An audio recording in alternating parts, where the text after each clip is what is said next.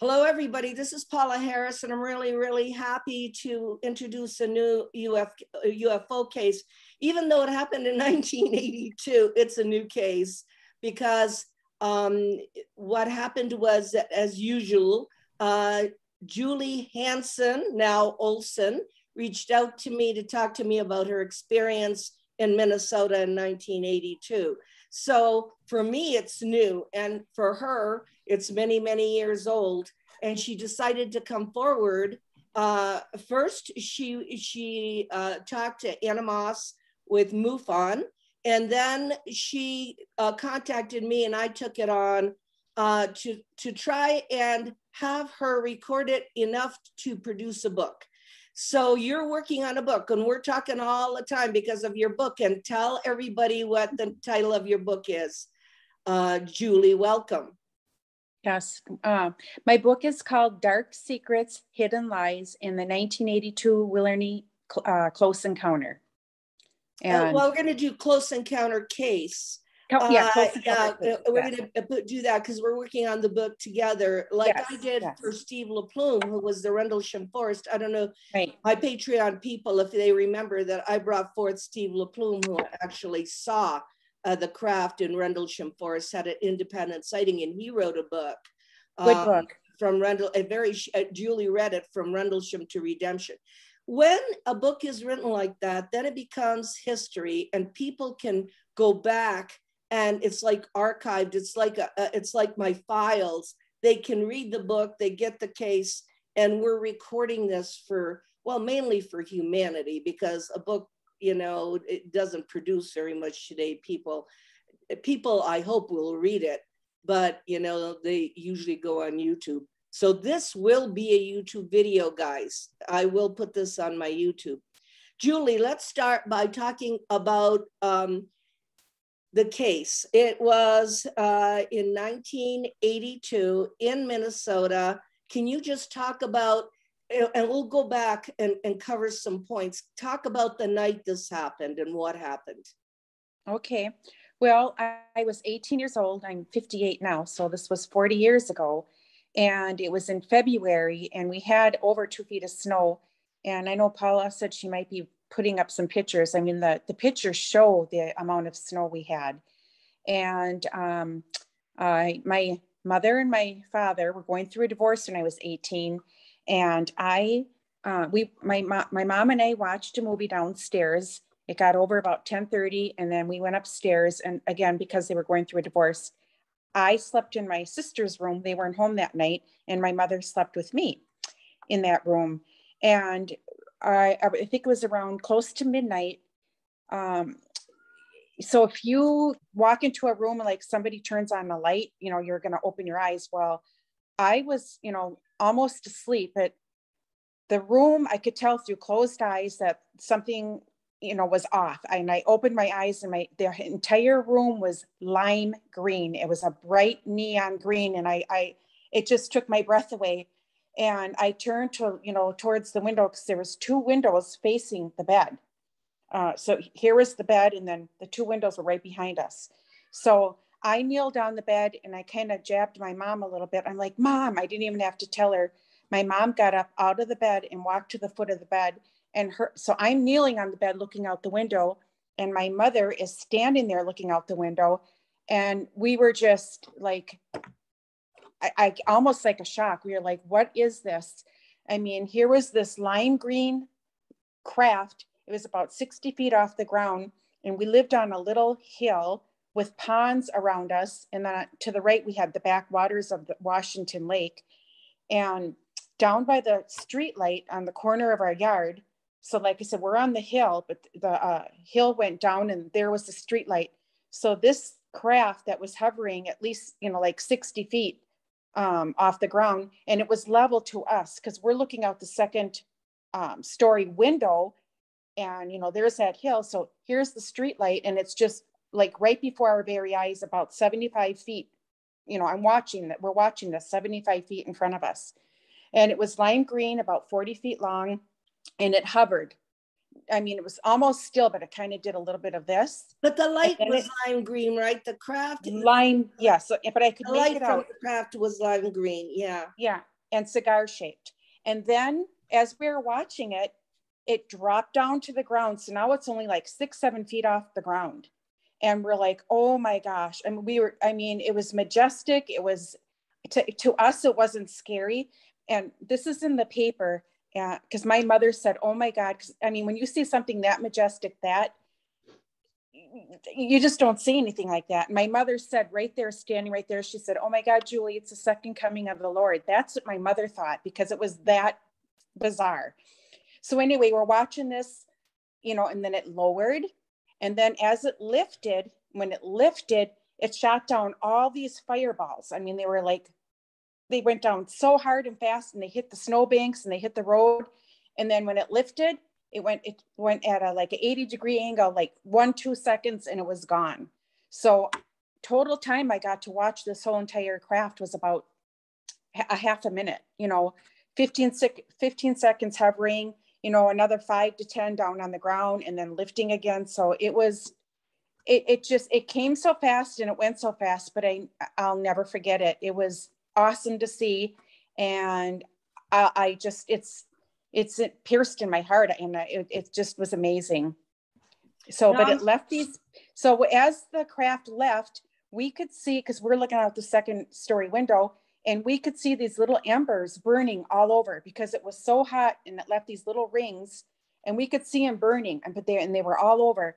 And then I went out, and my stepfather was downstairs, and he also witnessed it from the patio window. And he told me not to go out there because they could be radioactive. Well, I snuck out anyway, and I took a look, and I knew where a few of them were. And we waited till about 4 or 5 in the morning, and then we went out there again, and we collected those pieces.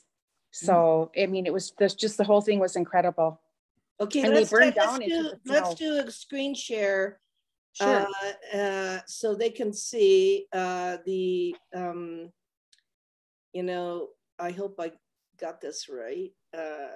Share screen. Okay, so you're gonna see this. This is, if you hang on a minute, let me get rid of this. All right, you might be able to see this. This is one of the pieces in her mother's shoe. So let me put this here. And let me get rid of this. Okay, you can see that. This is, I don't know if you can see this photo. This is Julie, her mother, and these pieces on a plate. It was a paper plate? No, it was not a paper plate. It was a dinner plate, like hard plastic. I can't see anything, Paula. It says, no images are showing. No. Okay, no images are showing? No. Okay, let me try the screen share again. It was still buffering. There it is. It should be here. It was spinning. Can you see it? There we go. Yeah. There we go. Yep. There it is. Yeah, there's Julie and her mother, and there's the plate. You see the plate? There's Julie. This is your mom, right? You guys look alike. I can only see my mom's shoe with the well, there's 2 images here. Can you see? You got a pinch. It says pinch to. What I'm only seeing is the tip of my mom's shoe, and then the ring that burned into the snow. Yeah. Does everybody see that one? The tip of the shoe and the ring in the snow? Yeah. Yes. Yeah. Julie, do you see yourself here and your mom with the plate? No. Okay, well, does everybody else see that? No. You don't see that, so I got to get rid of that. We're seeing right in between the 2 pictures. We're just seeing the edge of both pictures. Okay, so let me hear. But that first picture was the tip of my mom's shoe. That's it, right? There's me and my mom. And I can only show one at a time then. Okay, this is your mom, and this is you, and this is the plate. Yes, and in the newspaper, it says a quarter is on the plate to show for comparison, and it wasn't a quarter, it was a 50-cent piece. Do you see that? That's that right there. Do you see that? Oh, yeah. All right. These are these are some of the pieces. Now remember, the university took a piece.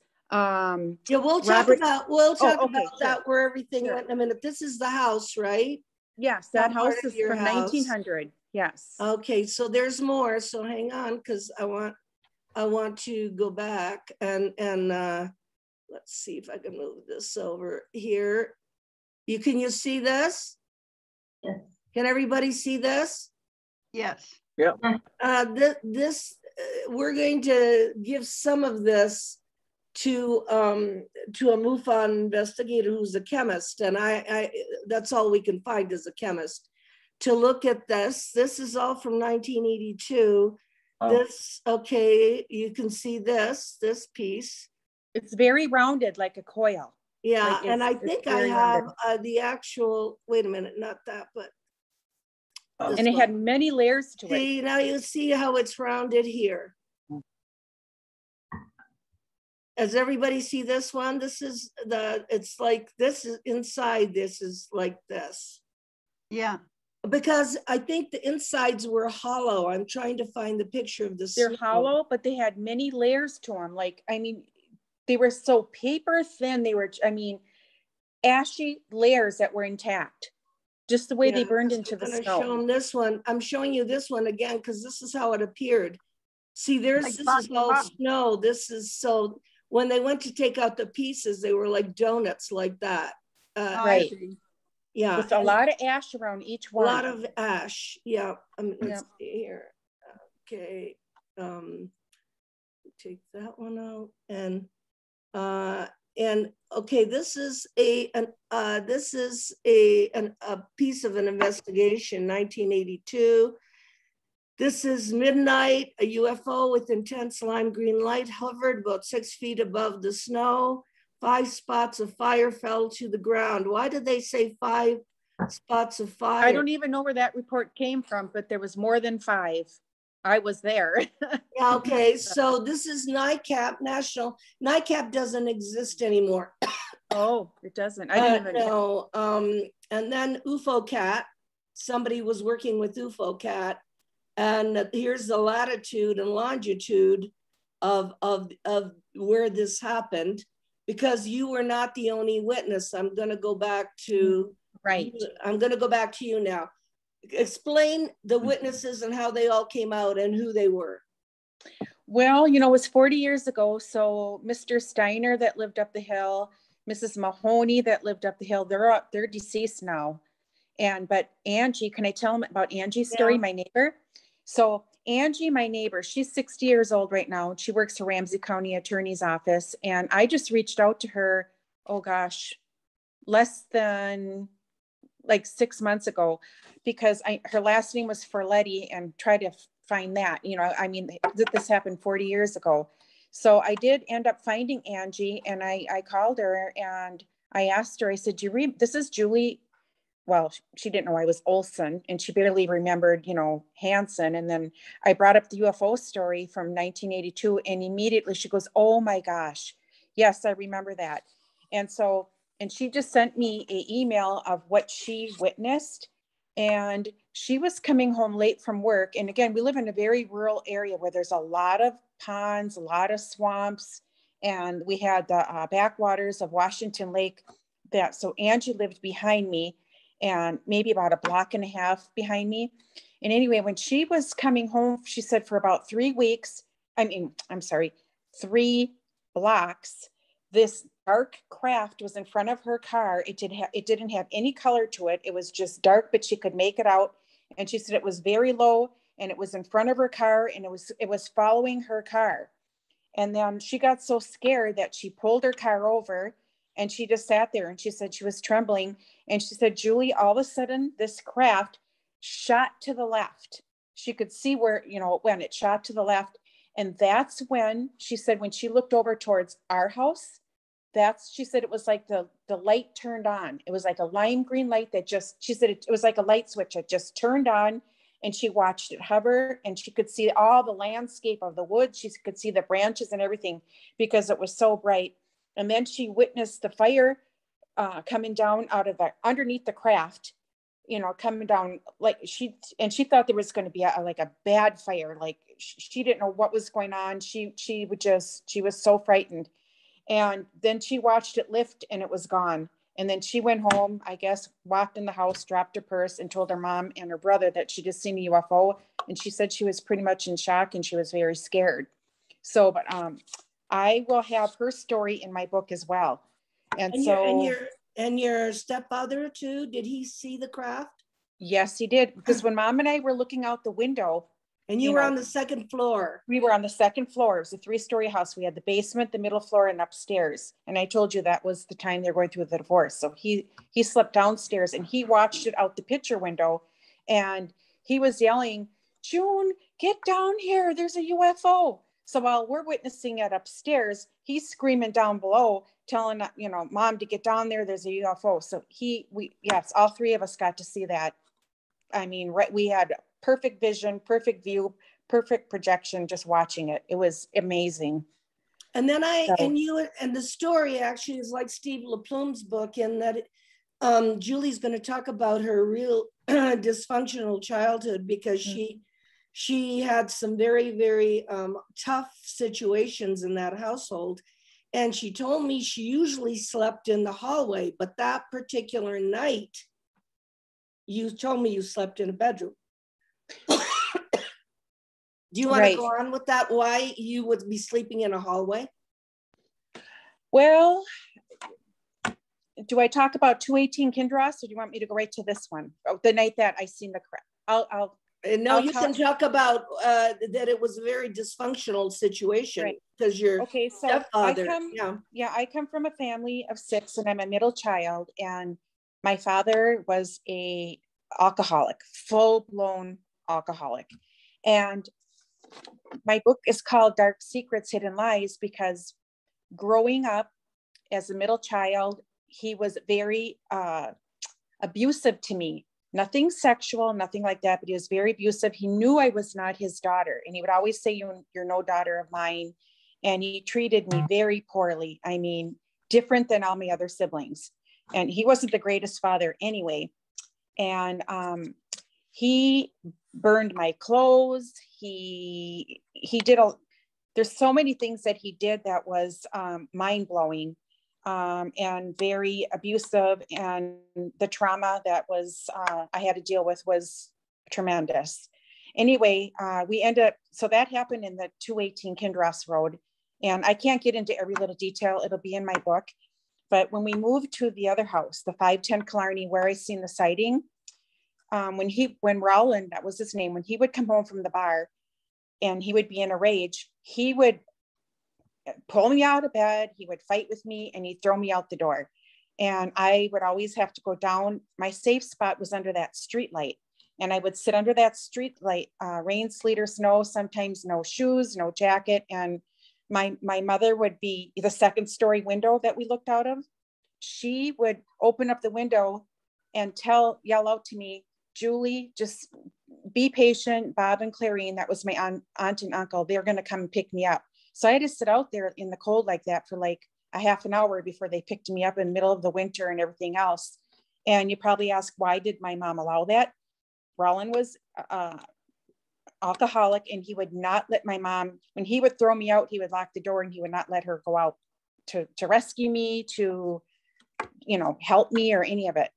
So I'd get picked up, and this happened quite a bit, but I would sit under the street light, and I just remember sitting under the street light and looking up and looking at the stars. And I'm just like, why, because I had a half-hour wait, before I got picked up.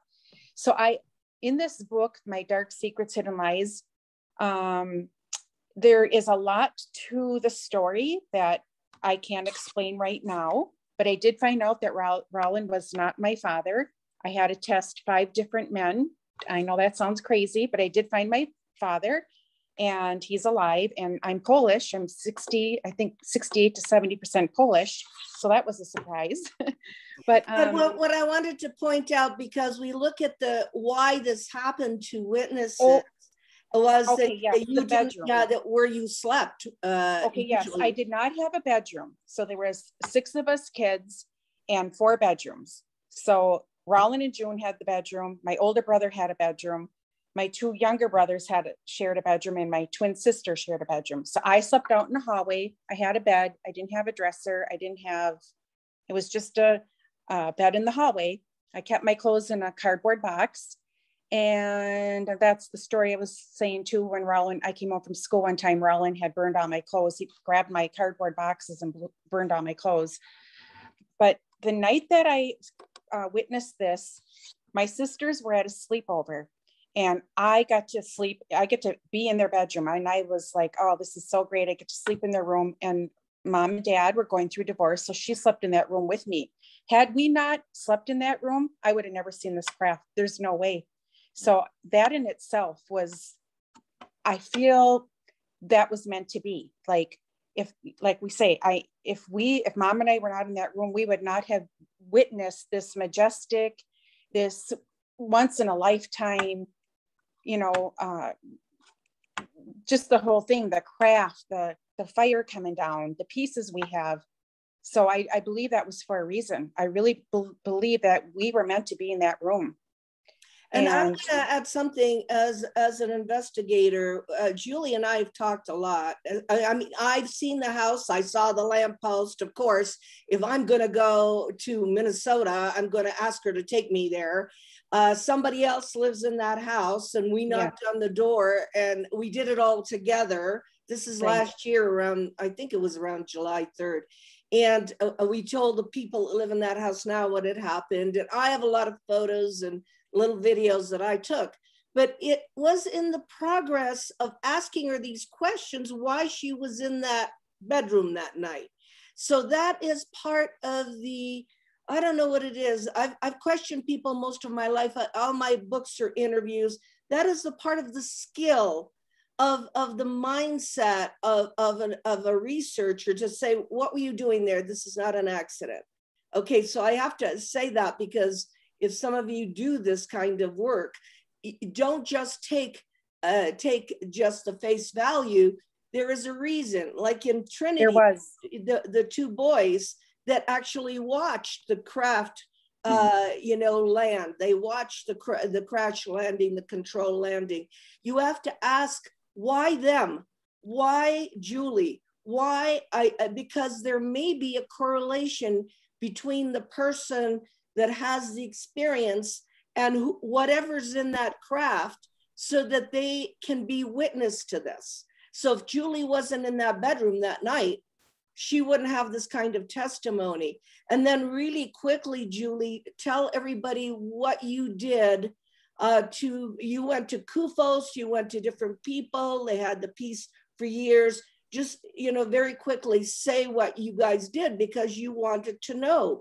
From 1982 to now, we don't know too much as far as the actual pieces. So can you say the places that you sent them to? Now, this was in the newspaper, so you can go back and see it in 1982. And Julie, what did you do then after with the pieces that you had in the dish? Well, we called our local police department. They came out, and we called the national. Somehow we got, so MUFON came out, but do they know who Robert Engberg would be from? No. Oh, they wouldn't know. Okay, so this investigator came out, and his name is Robert, and he took one of my whole pieces, and he left his name and address and phone number and all that, and he reassured us that he was going to have this looked into, and we would be getting a report back. Well, Robert disappeared, and we never did hear any more from Robert. And then there was the University of Minnesota came out.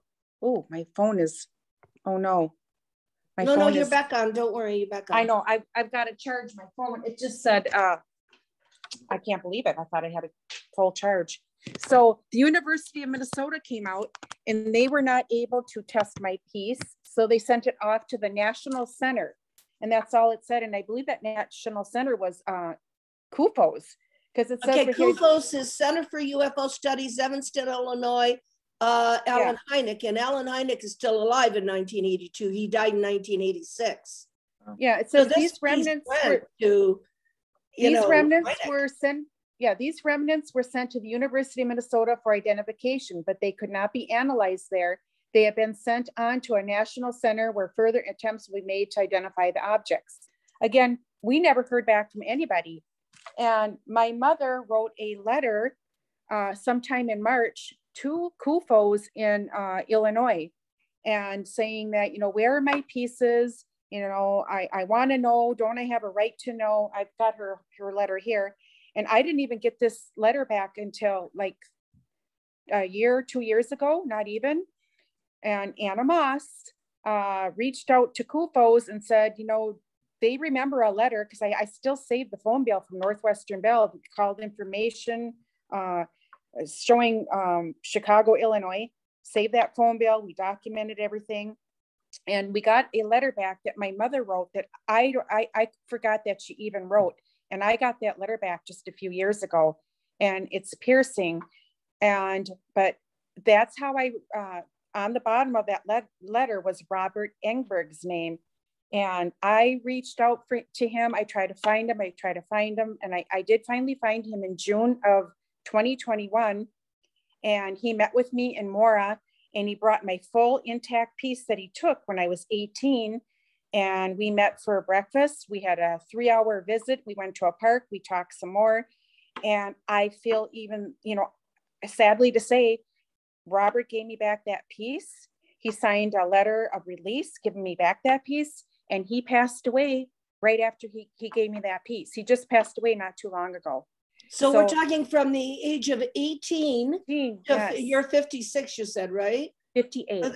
58. So that amount of time, yes, this case has been hidden.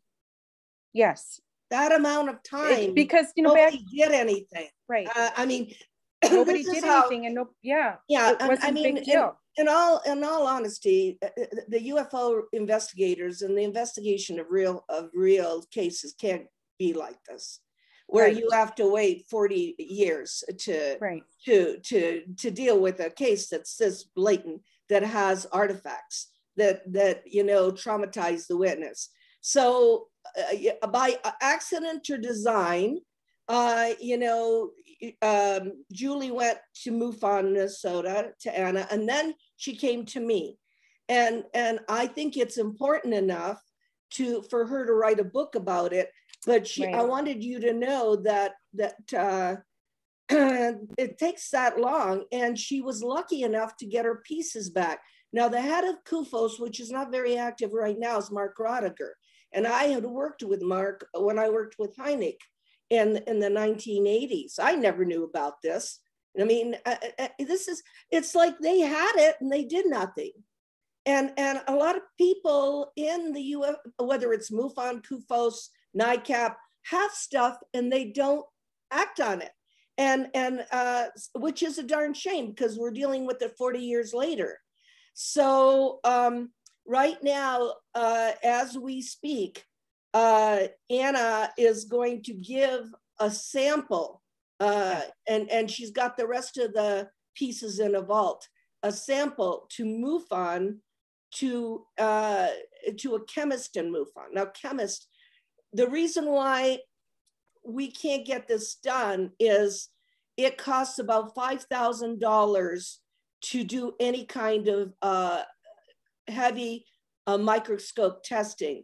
When we did the Trinity piece, Jaime Maussan spent $5,000 in Mexico to examine a piece he had cut off the bracket from Socorro.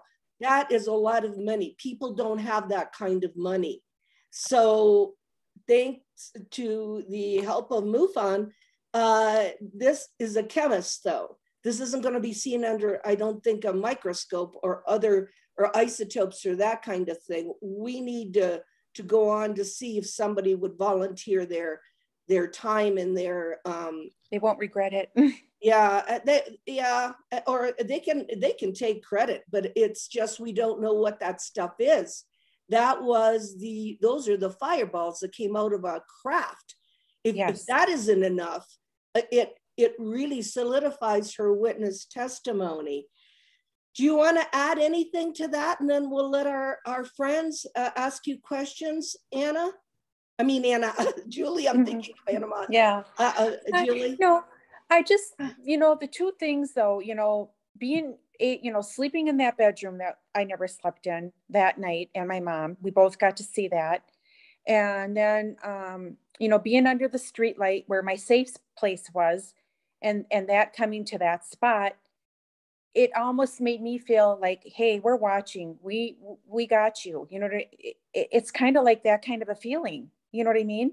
And then to get my peace back from Robert Engberg after 40 years, and you should see the emails. I mean, I took a long, long time to find him, and I finally tracked him down, and to get my peace back after 40 years, still intact, that itself, to me, was meant to be. I mean, I got that peace back. I mean, and that I have that peace now, and it all ties in, and I'm just grateful to get that back. And like I said, sadly to say that Robert did pass away shortly after I got that piece back. But just think if I would have never, that's my big intact round one.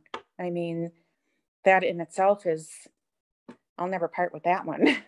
So, if anybody has any questions. Okay. Stephen, you're muted. So if you had one, I couldn't. And so is Julia, you're muted. Who has any questions for Julie? Just curious, to the debris, Yes. I think that's what you're labeling it. Does it have any unique properties at all? Is it magnetic? Does it vibrate or something? Does it do anything? No,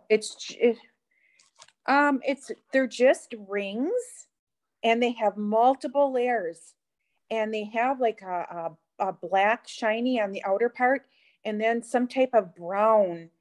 And you can just see the multiple rings. They were so hot, and looking out the window when those shot down, they stayed glowing for, I would say, at least a good 10 seconds, and so I knew where they were. I mean, not all of them. I didn't get all of them because there were some that landed into the pond and stuff like that. But no, they're just rings. They're about 1.5 inches high, and they're just charred rings. And around each ring, there was a lot of ashes around each ring that melted into the snow. Yep. Thank you. Mm-hmm. You're welcome. I'd like to say something. Sure. My ex-wife just passed away a few years ago. She's Polish and Lithuanian. And when I saw your picture, you were 18. You guys could look like sisters. You know what I mean? Yeah. And she was very special and gifted. I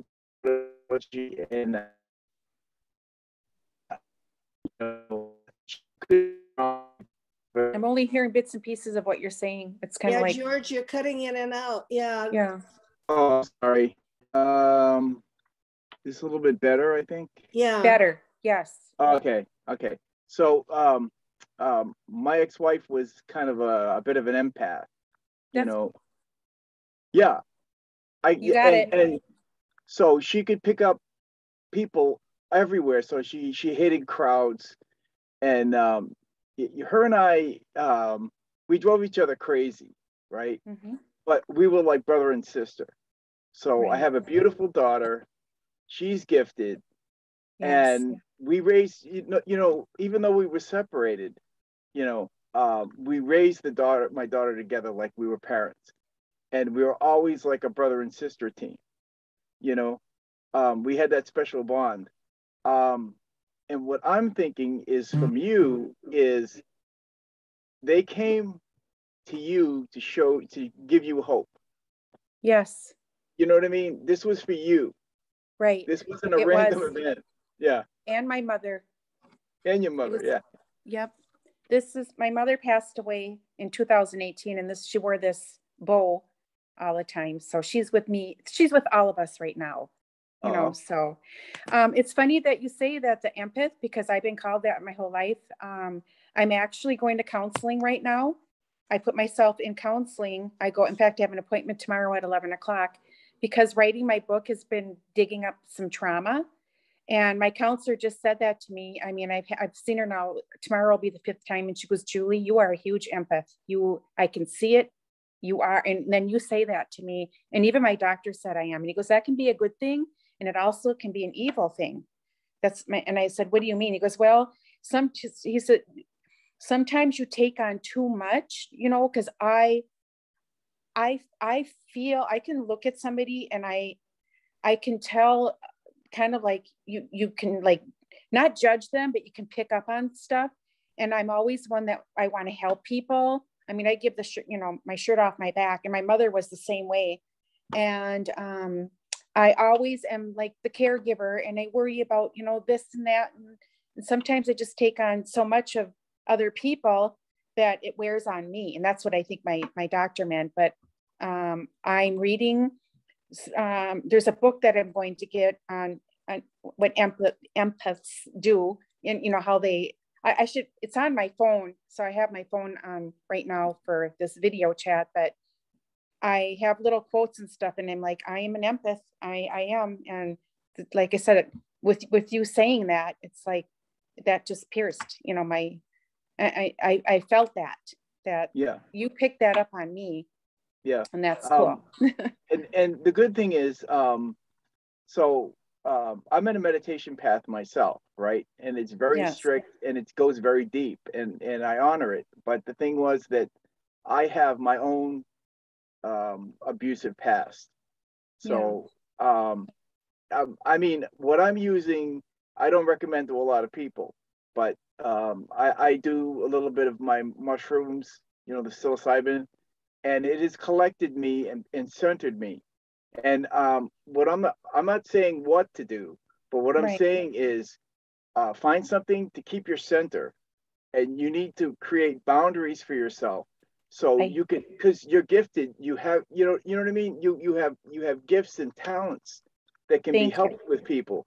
And at the same time, you got to know, you've got to center yourself so that you can collect yourself and shut everything out. And then you're an active person. And see, they abuse us, right? The gifted ones, they abuse us to destroy us. You know, it's a control thing, right? Yeah. So, I mean, I was abused at 3 years old. So, yeah. And it's okay, because, you know, we're climbing out of this, and we're a lot better. I have seen so many amazing things in my life. It made me a better person. George, we have like I'm sorry. minutes, but I'm interested because George is always here, and he's interested in this phenomena for a reason. Right. It's opened George up a lot. But I want to make sure that everybody else gets a chance, especially I'm sorry, I didn't mean to hog it. Oh no, I know want to say we one have thing. such little time, especially people like you know, Navinka, who's in Slovenia, that doesn't get a chance to talk to witnesses very much. Do you have some questions for her? I was thinking of this piece of metal, you know, and I wanted to ask whether this metal means more to you than just to prove that this experience was real, whether it has a symbolic meaning. I'm asking Julia. Because when I was a child, I remember having a piece of metal that appeared and disappeared. I don't know where it came from, but when I held it in my hands, it meant so much to me. It was like kind of fulfillment and total happiness, just holding it in my hands. So it must have come from somewhere, I don't know. And well, that's why I said earlier I wouldn't part with it. The one that I have, that one that I got back after 40 years, I sometimes take it out. I mean, I don't take it out of the box. I lift the box off and I look at it, and I'm in awe. It is mine, and it's what I witnessed, and I have a piece of it, and it actually gives me tranquility. It just gives me peace. It's my reminder that they were watching, and me and my mother, and everything's going to be okay. So no, I have no value on this. If somebody offered me $1 million, I would not part with it. Yeah. So, I mean, because you can't put a price on something like that. No. And I also want to say that Paola is in my life for a reason. And I started writing a book at night when I was 53 years old from a dream night terror. I woke up, and that's how my book starts. And then meeting Paula and getting to know her after a while, she's like, you know, Julie, you need to do a book. And so she kind of pushed me into the direction where now she's helping me, and I greatly appreciate her. And I believe she's, you know, in my life too. There is a reason for her. Absolutely. No doubt. And I love her. I love Paola. She's just amazing. Okay. So, yeah. Julia, do you have a question? Julia Steiner. Yeah, no, I just wanted to commend you, Julie, for your research. I'm blown away by your tenacity at tracking down these people and go, you know, finding them. And it's just amazing to me. It's stunning. Thank you. Oh, you're welcome. Yes. Well, I mean, you're like Paula. Paula does that too. She tracks it. It's like, oh my God, you actually found these people. Yeah, she doesn't leave one stone unturned, I'll tell you. Right. Yeah. So she's awesome. Yeah. No, but you know, and I've got to be honest, my approach is not, you know, our field is often media, it's like media stars, and I always call it like a UFO Disneyland. I really, my point of view comes from being an educator. I really want this to be part of human history. This really did happen. It happened in Willarney in 1982. It happened. And there were witnesses, and we got to put all this stuff together. And so that people, for instance, we don't know historically what's going on in that area. When Julie was doing some research, she found out that there were articles in the paper about UFOs coming in and out of a lake. Next they come to me. in and out of water. Yes. I have done many stories in Europe on the Adriatic coast where UFOs come in and out of water. They have bases underwater. So when she was doing the research, just by accident, there was one article. Do you remember, Julie, of these things coming in and out of a lake? Yes. Oh. Do you want me to grab it? It's right here. Wait a minute, George. Did you want to add something? Oh, I have a theory. I could be. I think that some of these people that coming out of the lakes, I think that there might be the mer people. You know how they talk about. Yeah, but we don't know. We're talking about a craft. We don't know who's inside. Yeah, I don't. No. What I'm saying. Okay, so what I'm saying is, things that come out of the water. Yeah. You know, they're either an underground base, right, or they're beings that live under the sea. We don't know, but yeah, there's stuff happening. I'm seeing a lot of amazing stuff coming out. It's really weird because there's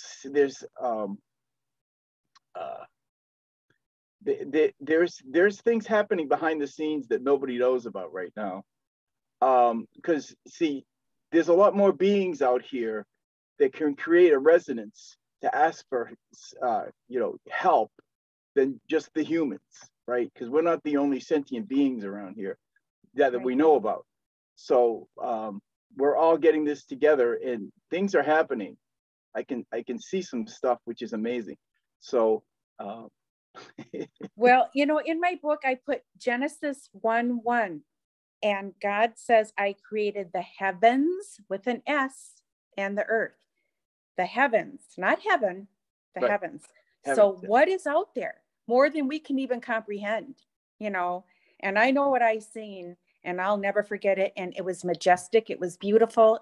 It was a warm feeling. I mean, it was just, I got to see that, and I feel special. I do. I feel like they chose my mom and I. Well, even Roland's seen it too, and you know, many neighbors. But it was right in front of our house, where there's no houses around, right under that street light, that I was out there. Rain, sleet, and snow, no shoes, no jacket, no socks, crying, looking up in the skies, saying, you know, what's out there? And I wrote all that in my book, how I would cry up to the stars, you know, in the universe, and just be like, just waiting for my aunt and uncle to pick me up. And just looking at all that beauty on a clear night, winter night, was peaceful for me. And I, then my cry became a whimper, and I just, whatever, so yeah, it was amazing. So, well, yeah. I want to ask Julie if it's okay if I put on Patreon your email so that everybody who wants to talk to you can directly contact you. Absolutely. So what's going to happen is we have an April 1st about release date for the book. It doesn't take very long on Amazon to put a book together, and I will come on Patreon and show you the cover, and like we did with Steve LaPlume, because his sighting changed his life. I mean, there isn't one case of a witness who had a direct contact like that whose life has not been changed and their consciousness been affected. So I will on Patreon give you her email so you can contact her directly. And I want to thank her because we're recording this. I'm going to put it on YouTube. And of course, your faces will be on YouTube with her. Is that okay? Is that, do I have an okay for everybody? Yeah. I mean, not many people are going to go on there because they don't know this case. But I could have it. I could also just make it available to Patreon people. So is the people that are on Patreon. So is that okay with all of you? It's okay. It's all good. It's all good, because this is the first time she's had courage enough to talk about it. Now, from here on in, when the book is out, she can go and do what she wants and talk to who she wants, and and deal with it. But it's so hard to wait this many years. This many years. It's almost 40 years to talk about a case that just affected your life like this. So Julie, I'm going to finish the recording. I want to thank you. See, it wasn't that hard.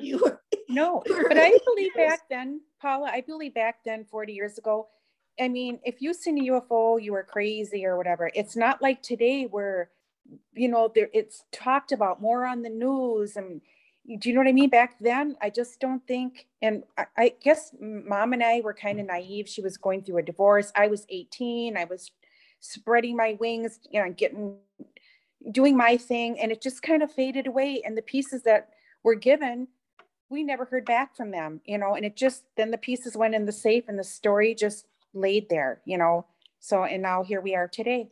So, yeah. Did that incident, it sounds like it changed your life, Yes. Tell us about how everything changed after that, just in terms of your life.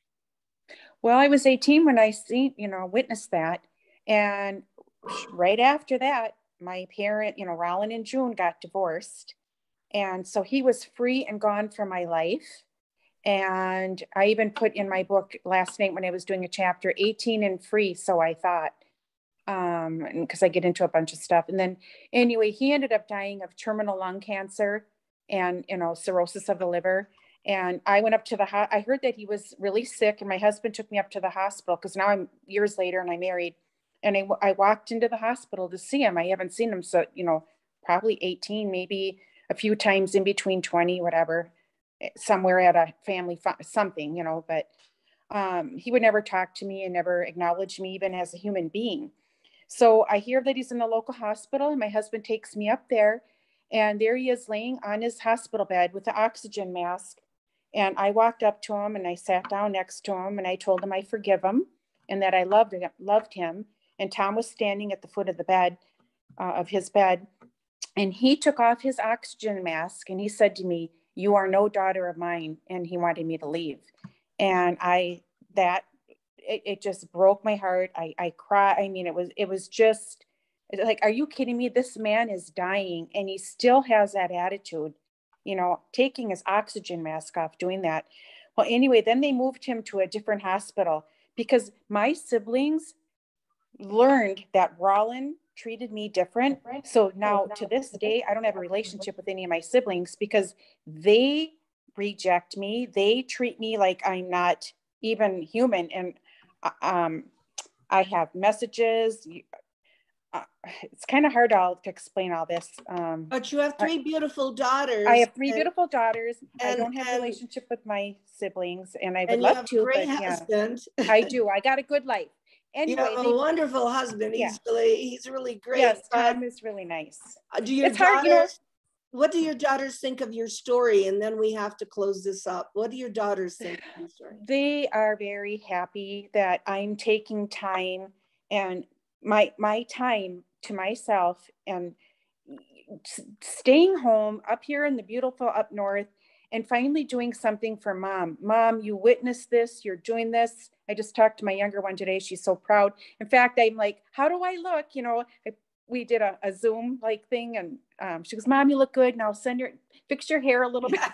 So I'm like, okay, because, you know, I'm going to be doing this pretty soon. So they're all very happy for me. They really are. And I'm proud of all my girls, and Tom's proud and he's out ice fishing and are they interested in UFOs at all? I mean, do they talk UFOs? Sonia has seen many, my youngest daughter, and I wish I had her here, but she's down in Madison doing her internship, but she has seen many UFOs herself. And in the same area where I live, you know, Willarney, Matamidi, Stillwater area. Remember Stillwater? Paola? Yes, I remember Stillwater. Yeah. That's where I came, yeah. The oldest historical town in Minnesota. The first historical town, or oldest in Minnesota. Yes, well, the thing is that, you know, this is Julie's story. She lived in a very rural area. Can you imagine how many other stories there are like this? Because when you live in a rural area, especially like Minnesota, Wisconsin, over the Great Lakes, you're going to have all kinds of contact stories, all kinds of witnesses. You're going to have all kinds of stories like this. What makes this story unique is that it does have debris. It does have artifacts. So we can go on with that. We have something that we can, and I'll keep my Patreon people posted as to what the analysis is that they're going to do of one of those pieces. But we're going to close now. Thank you so much, Julie, for being, this is the first time she's come out to talk about this with all of you people. So thank you. And thank you to everybody that came on today. And my prayers for Ukraine. Honestly, I'm so sorry that you guys are going through what you're going through. All right. Yes. Okay. Until we meet again, let me close the